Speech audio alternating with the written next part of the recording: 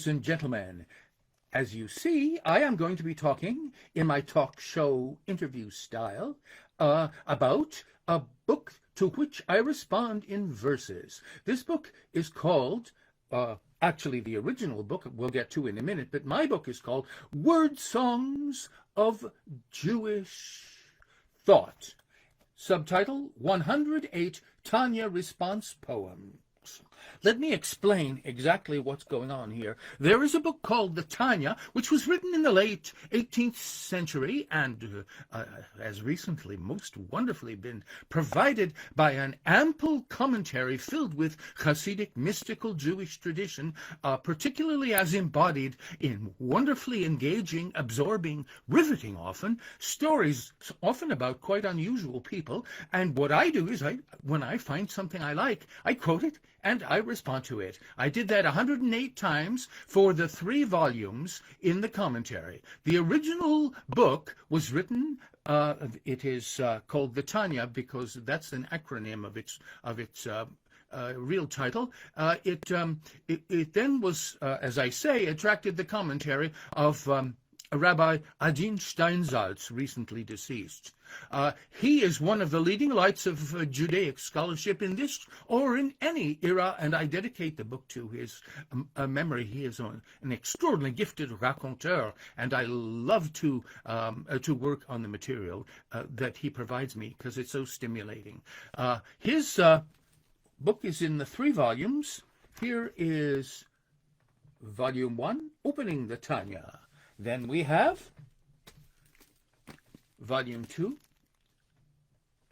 Learning from the Tanya, and Volume 3, Understanding the Tanya. Let's hope we do that. So, shall we then proceed immediately? I will open up the book and give you something that he wrote, and then I'll reply to it in poetry. By the way, I should say the writing of this book has been an extraordinary and unique experience in my life. I wrote 108 poems in reply to the 3 volumes, 36 each. In the course of exactly 13 days, I got these rushes of drive to create, day and night, non-stop, and I hope you do like the result. I have put it aside for a few years, and every year I've gone through and done some light touching up. But essentially, these are the poems as I first wrote them in those 13 days. Let's begin with Part 2, Poem 23.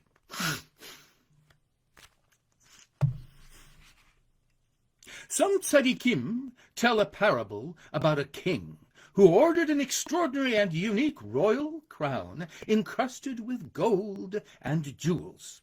The greatest artisan toiled to make it, but when he had to place the most precious stone in the centerpiece, his fingers trembled so much that he was unable to do so. He understood what it meant to be dealing with a king's crown, and so he summoned a simple villager who knew nothing about the king or the crown and told him to put the stone in its place, which the villager easily did. Like that villager, we are able to study Torah only, that is, Scripture, because we are unaware to some extent of what we are doing. The maxim, know yourself, great Socrates' advice, the mind made curious might well a while entice, but wiser writers won't the total distance go. They love the point that marks the most the mind may know. The source of wisdom from the boundless will it be, and comes not at command, nor helps to know the me. A simple villager am I, who'd put the stone he sees and feels upon the crown of the unknown. 'Tis claimed that fear of God's the start of wisdom, yet you cannot tremble when the gem you'd rightly set self-conscious knowledge is a hindrance to your task. I therefore put aside what Socrates would ask when I am writing from the Torah border zone, that I might confidently place the royal stone.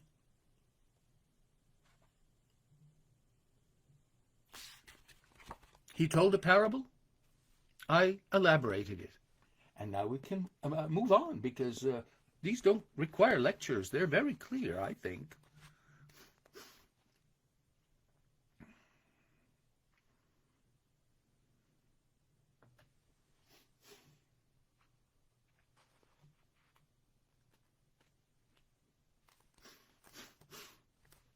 Okay, as so often with the Tanya, we begin with a story. For most of his life, the Maggid of Mezherich lived in terrible poverty.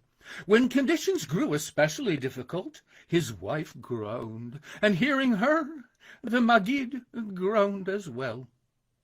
At that moment, he heard a proclamation in heaven that he had lost his position in the world to come, because a person of his stature should not have descended to such a level. Joyously the Maggid exclaimed, "Now I can serve God in truth, without any desire to receive a reward." Virtue is its own reward. Soul you aid who serve the Lord. Don't suppose we gain in grace, dreaming of a sweeter place. Eden's paradises fine, with the moment best align, when 'tis clear that you adore what it was intended for. Days that I in writing spend, every minute will extend, that is filled with gift bestowed, moment when a light is sowed. Lives to come, don't let distract from the present heaven act.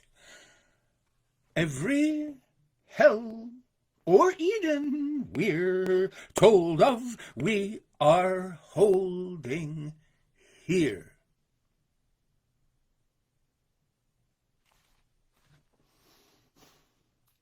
Oh, next we have a very interesting thing coming up, an illustration of a special tendency of both. Oh, well, these anecdotes are due not to Schneur Zalman, who wrote the original Tanya, but to Rabbi Adin Steinsaltz, who wrote, drawing upon his infinite wealth of anecdotal riches. So what we have here is a story of an quite unusual person, and yet we'll draw a moral for it, which will be of interest, and it'll be fun to write it up in verse. You'll notice I'll start to conduct now and then, because everything I am writing is a word song. It has got to be so singable in spirit that you feel as if you're listening to music, even though there are no prescribed pitches. The author's private study was lined with pillows, so that he would not hurt himself as he ran back and forth in his fervent devotions. You can just picture him racing across the room and bumping into the wall. That could be quite injurious very quickly. I'm glad he lined it with pillows. He prayed at such a length, and more than once he would be left alone that for an extended period in the synagogue. It is told that one time when those who had left the synagogue returned, they didn't find him there. They searched for him until they finally found him outside the city, far off from the synagogue. In his fervent prayer, he had broken off a piece of the bima. That's the central dais in the synagogue sanctuary. It's a platform with a lectern and a wooden railing. I think he has broke off a piece of the railing. And holding it in his hand while still immersed in his prayer and dveikut, or devotions, he had wandered from the synagogue. Even though this aspect of the author's personality is not visible in his writings, it is important for our understanding.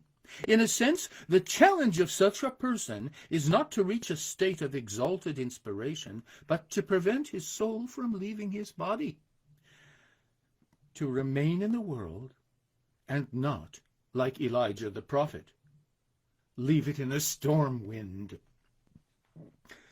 For a person of this type, life in the world is a constant struggle to be grounded, not a struggle to be elevated.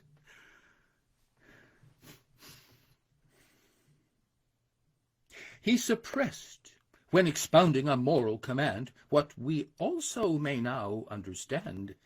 If a spirit be rousing the storm wind within, there's a marvel about to begin. He the bema piece grabbed as a token of worth that would anchor him still to the earth, when the impulse to run, overcoming the mind, made him race, leaving world life behind. Yes, a prophet will run through, though he rather might fly, shouting, avid, his love for the sky. And the fragment of synagogue dais may be apt reminder. Stay here, serving me. Keep your room, dearest Rabbi, that truth have divined, with the pillows protectively lined. When Elijah swings down, you will know that the day has arrived when you're going away.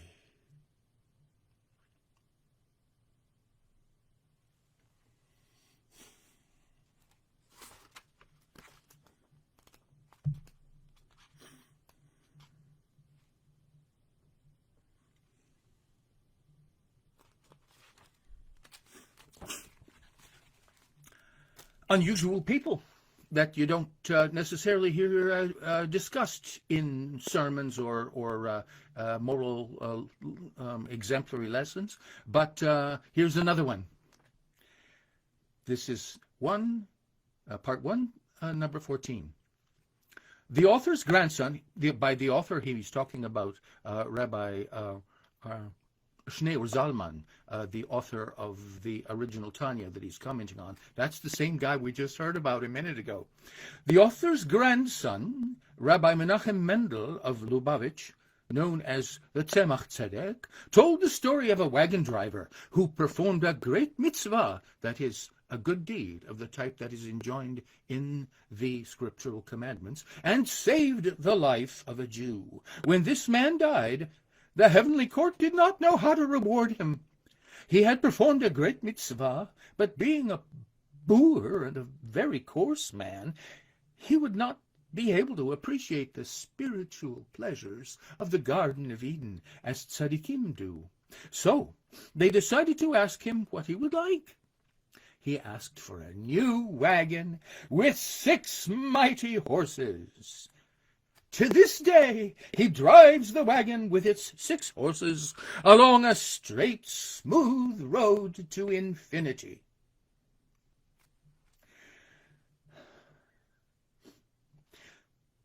The delight of our children is real as can be, and the bliss of the driver more real than the sky which he's breathing.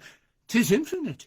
Blessed then he that in moment disclosure brings low to the high. We afflatus won't measure with quantity gauge, for the qualia sing when the quanta go mute. Breathing sky is the ardor of maiden and mage. Be alive, and you taste it as heavenly fruit. Straight, smooth road to infinity. Who could attain a more perfect portrayal of how we can feel, who are pilgrims that, rapid and canorous, gain all the rapture of answer to travel appeal? When Elijah rose up in a flame to the height, was the loftiness greater than his that we view in the driver with steeds of exemplary might, who ascends to the heaven? They're one, and not two.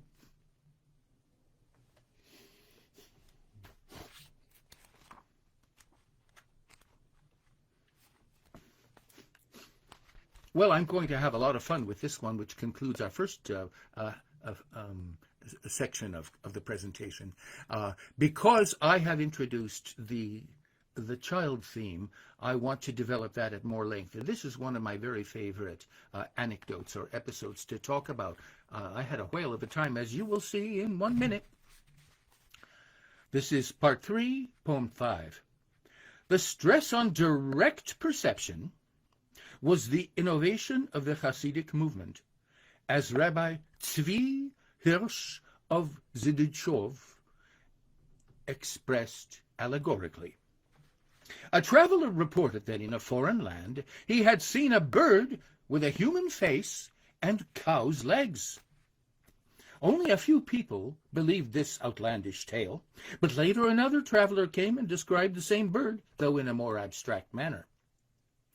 Its face only bears a certain similarity to that of a human being, and its legs a certain resemblance to ox legs.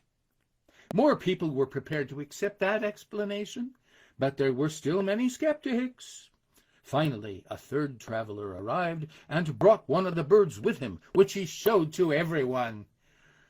The first traveler represents Rabbi Shimon Bar Yochai, whose work, the Zohar, Book of Splendor, chief source book for Hasidic mysticism and Jewish mystic thought generally, is filled with colorful depictions of various heavenly figures and images.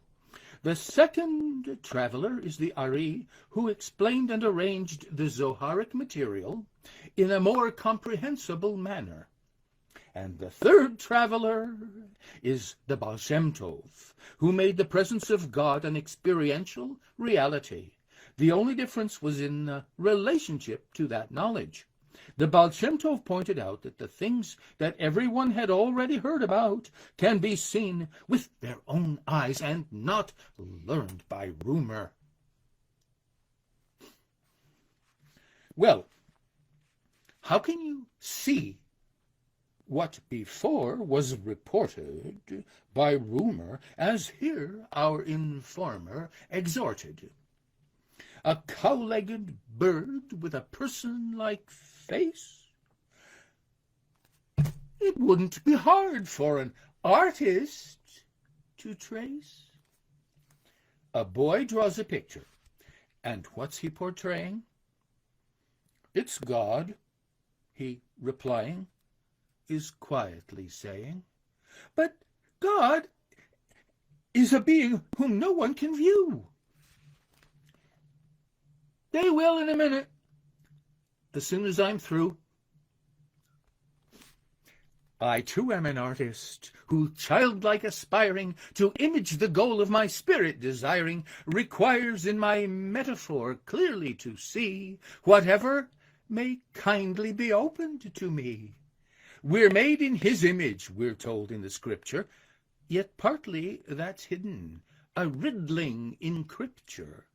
We have to divine where divinity waits, beguiled by the child whom the Spirit elates. Now I'm going to turn to emphasize and to focus on those poems which emphasize the basic mood of this entire book. And one reason why the book is such a joy for me is that I have the sense that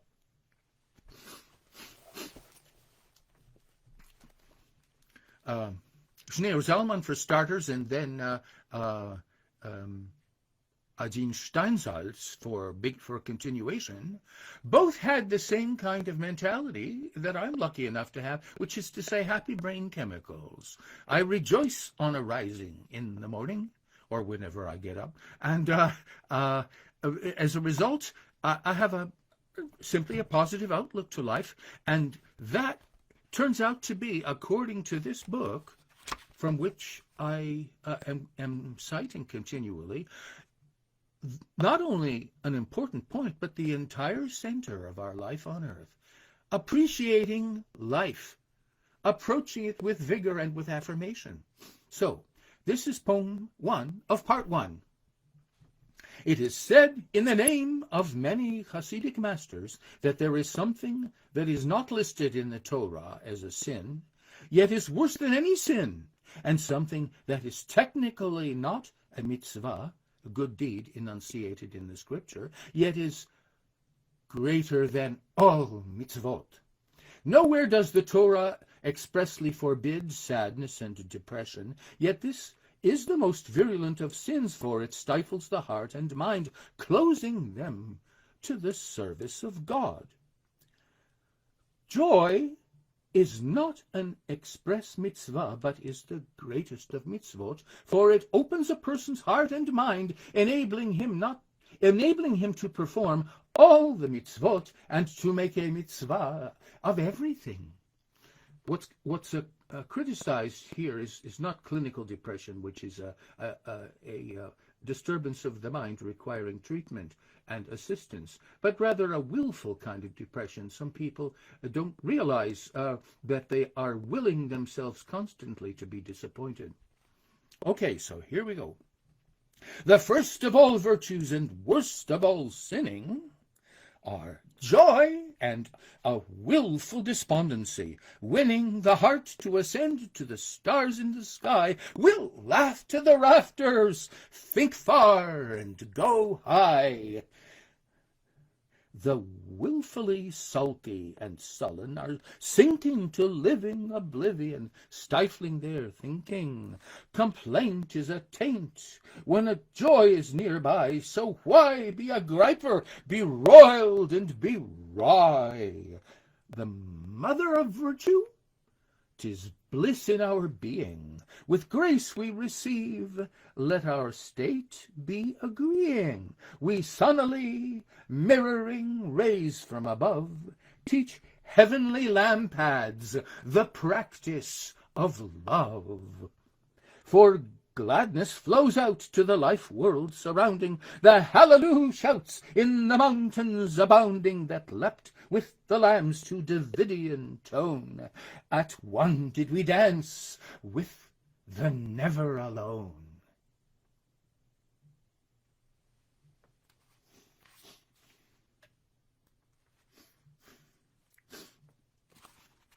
This is very similar, but looked at from a different angle. This is part 1, poem 3, and here what's recommended is, or what's stated as a fact, is simply the proposition that comedians have a reserved place in heaven. The Talmud relates that Rabbi Baroka was standing in the marketplace, and Elijah the prophet was standing next to him. Rabbi Baroka asked Elijah, "Is there anyone here who is worthy of the world to come?"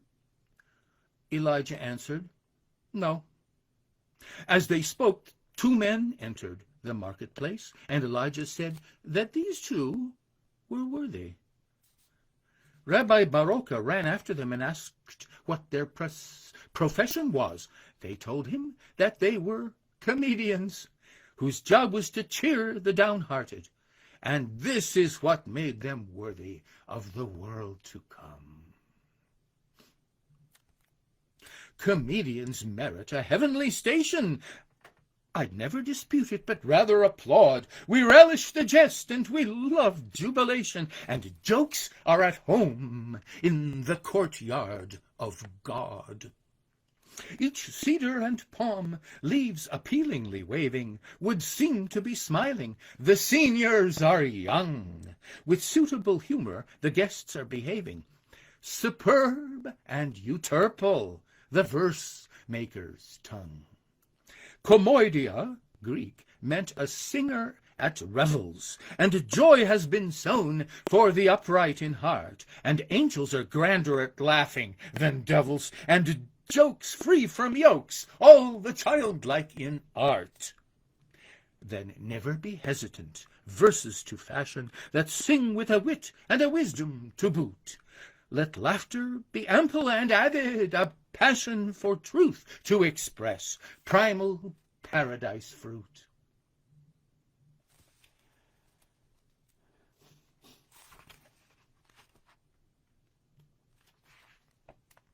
My next one is on the next page, and it is part 1, Number 4. This is a very interesting idea. Basically, here we develop the notion of well-being as joy and acceptance and affirmation, and we extend that to what it's a subset of, namely vitality in general. Vitality. And here is an emphasis is on deep breathing. I can't tell you how many poems I've written about breathing. I even wrote a book called The Boundless and the Beating Heart. The heart is boundless as well as beating because it breathes what? It breathes sky. It takes a breath of sky whenever you inhale, and then returns it to the heaven from which it got it. Okay, so breathing and vigorous deep breathing and vigor and vitality. We find the soul repeatedly described as the breath of God. Indeed, one Hebrew word for soul, neshama, comes from the same root as neshima, breath. In its account of the creation of man, the Torah tells of how God breathed in his nostrils a breath of life, nishmat chayim. A similar expression is found in the daily morning prayers, in which we say, "And you have breathed it, my soul, into me." As the Zohar points out, neficha, breathing into, used in both these citations, implies a most forceful expulsion of air in which a person expends his innermost reserves of life-sustaining breath. The expressing of air is with power infused that from depth is expelled with exemplary force, which will indicate clearly 'tis meant to be used on alert and assertive, strong energy course. We are confident, taught by the strength of the breath, for with diffidence vital impulsions are removed, and the purpose of life in its conquest of death will by resolute energy ever be proved. And the meaning of confidence ought to be stressed. It is faith, hope, and trust in the will that impels we consider with heaven gaze what is the best that the feeling with source in our origin tells. Let our effort come forth from our inmost reserve, and in striving desire show the way we were made. Let the upright from a road of the mindful not swerve, neither hoard nor withdraw, but our soul wealth unlaid.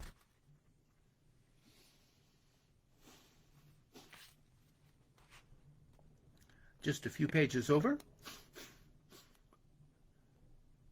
And we have an interesting thing. This I choose because there are quite a number of poems in the book that are like this. I'll read something in the Steinsaltz Tanya, and I'll think, yes, I wouldn't put it quite that way. From my perspective, I'd look at it from a slightly different angle. But yes, I agree with this in spirit, every word of it. And so we have a sort of, well, it's a livelier interchange, shall we say. Part 1, Poem 9. It is told of the author of Tanya that he would stand in meditation and declare before God, I do not want your Garden of Eden. I do not want your world to come. I want only you. There is a level on which a person attains a lofty state and desires to delight in God, so he is given the chance to delight in God. But higher than this is the level on which a person desires nothing. He waives even the pleasure that is found in the love of God and wants only to be drawn into the body of the King, to negate himself completely within God.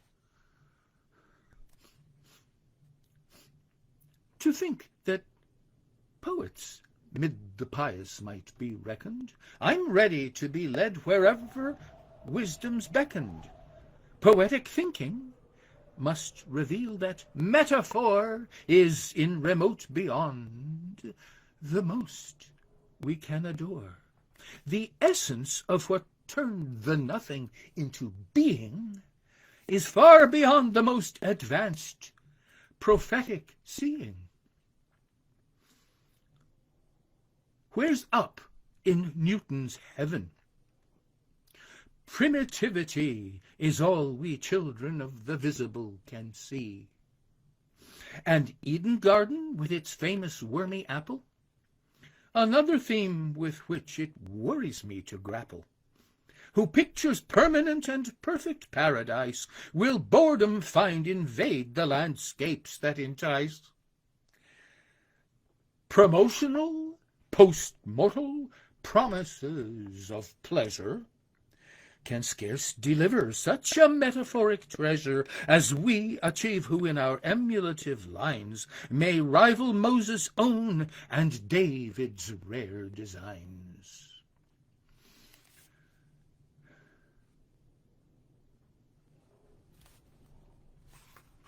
Now for our last offering, part 3, number 10.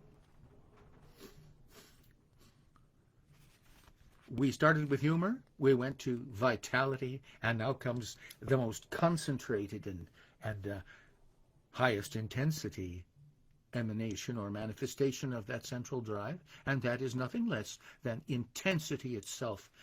The goal of living is only found when we live intensely. That's what we learned from the cited passage and what I will show in my concluding verse. On another occasion, Reb Levi Yitzchak conducted a search for someone to blow the shofar, the ram's horn, on Rosh Hashanah, or Jewish New Year.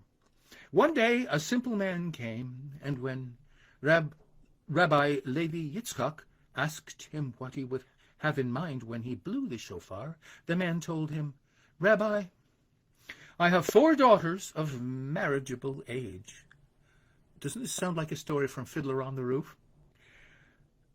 "I do your will and blow the shofar. So please do my will and help me marry off my daughters."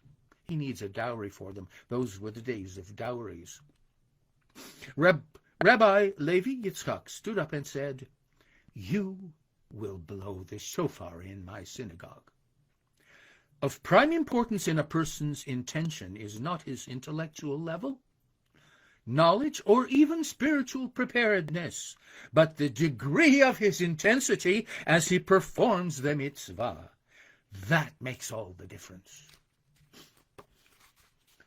If blissful, or tristful, or wishful, one strives for depth of intent, it will strengthen our lives. That days be creative, our making needs will, and so, by this means, we our being fulfill. Intensity, tension, intense and intent, to all of these words here an urgency lent. We're stirred and we're spurred, we are driven and drive, and all of it given to make us alive. I want means I lack, and I therefore desire. We need an impulsion impelling us higher, or deeper indeed, for the depth is the height. Core molten of earth and of stars in the night. Tekiah Gedolah, the last and the longest of shofar evokings will prove who is strongest. The man will the shofar most heftily blow, and courage of perfect intensity show.